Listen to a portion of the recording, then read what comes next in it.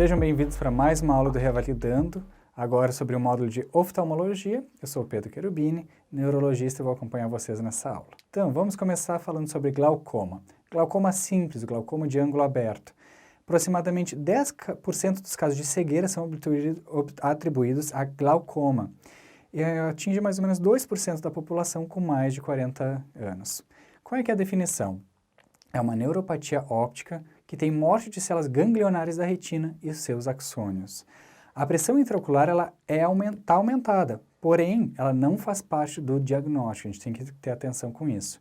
Ela é assintomática até os campos visuais estarem bastante prejudicados e a gente tem que fazer o screening da pressão intraocular para conseguir tratar e evitar que o paciente evolua com glaucoma. Se a gente identifica que o paciente tem um aumento da pressão intraocular, então tem que se fazer um segmento anual. Os fatores de risco.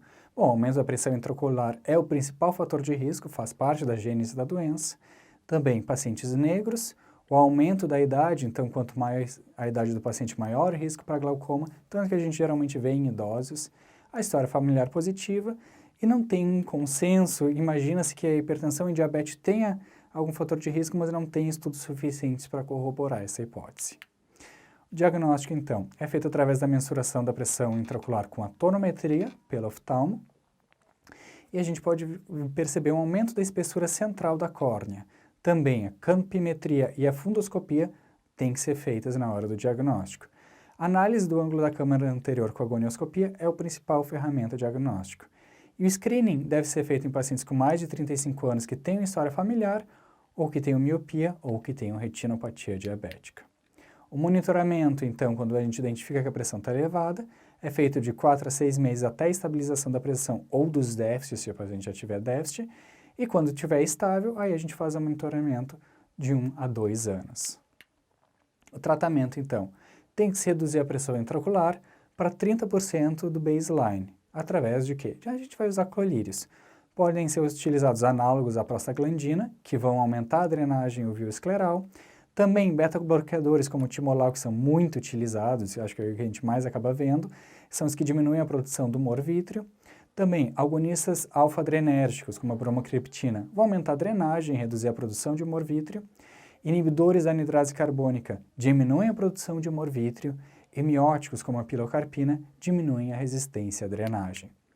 O tratamento nos casos mais graves, então, pode ser feito com um laser, que é a trabeculoplastia, que vai aumentar a drenagem do humor vítreo e ela vai ter eficácia a longo prazo similar às medicações.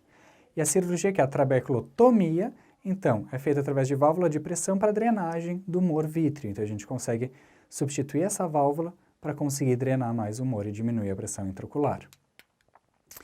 Então, agora vamos partir para a catarata. O que é a catarata? É a opacificação do cristalino e é a principal causa de cegueiras. Lembrando que ela também aumenta com a idade, 75% dos casos são em pacientes com mais de 65 anos e 20% em pacientes de 45 a 65 anos. Os fatores de risco, então, a maior parte dos casos está relacionado com a idade, então é o maior fator de risco. Quando acontece na infância, tem um fator genético muito forte influenciando, e quando ela é precoce também pode ter influência da diabetes. A distrofia miotônica, uma doença neurológica, também é um fator de risco, e miopia de alto grau. Ademais, fumo, excesso de álcool, exposição solar, trauma, radioterapia e HIV também são fatores de risco para catarata. Então, a classificação que a gente chama de classificação oftalmoscópica, ou seja, feita através da oftalmoscopia, ela pode ser leve, quando a gente ainda tem um reflexo vermelho normal, ou densa, quando tem ausência do reflexo vermelho. E a gente tem subtipos, como a catarata nuclear, que é no núcleo central do cristalino. Ela altera o índice de refração da lente e causa perda do contraste, ou seja, o paciente vai ter cores foscas. É mais comum em idosos.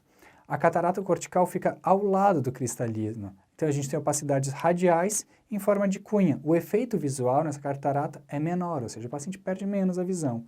E a posterior subcapsular, essa sim, progride mais rápido.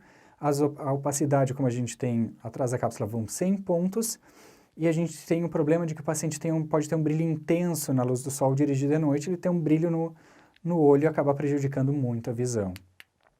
Os sintomas, então, a visão turva, a perda do contraste progressiva do claro e escuro, o brilho intenso que aparece com círculos ao redor das luzes, sem fotofobia. Então é importante, o paciente não tem fotofobia, mas quando tem alguma iluminação ele está dirigindo, tem o farol de outros carros ou iluminação pública, acaba tendo um círculo de luz em volta desses pontos de iluminação muito fortes, prejudicando a visão, que nem quando a gente está dirigindo contra a luz, no vidro do carro meio sujo. A necessidade, então, de mais luz para o paciente enxergar, ele tem uma piora de sintomas, naquele lusco-fusco, quando o sol está se pondo e tem uma diminuição da luminosidade.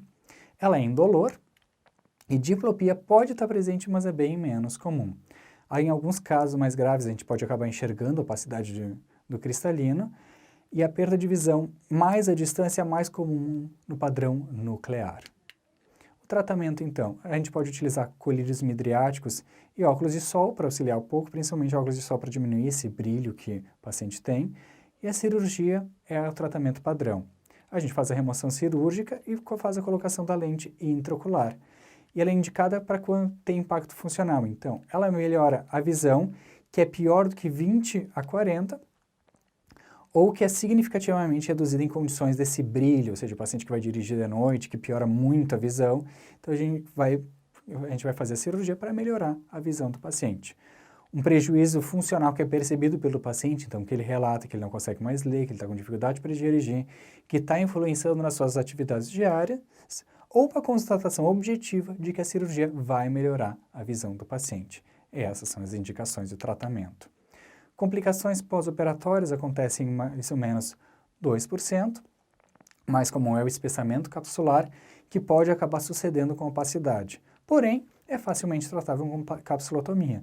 Então, se o paciente tem algum prejuízo na visão objetivo por causa disso, se a gente acha que vai melhorar, a gente tem que encaminhar o paciente para a cirurgia com oftalmo. Então é isso, essa aula foi mais curta, então bons estudos e até a próxima.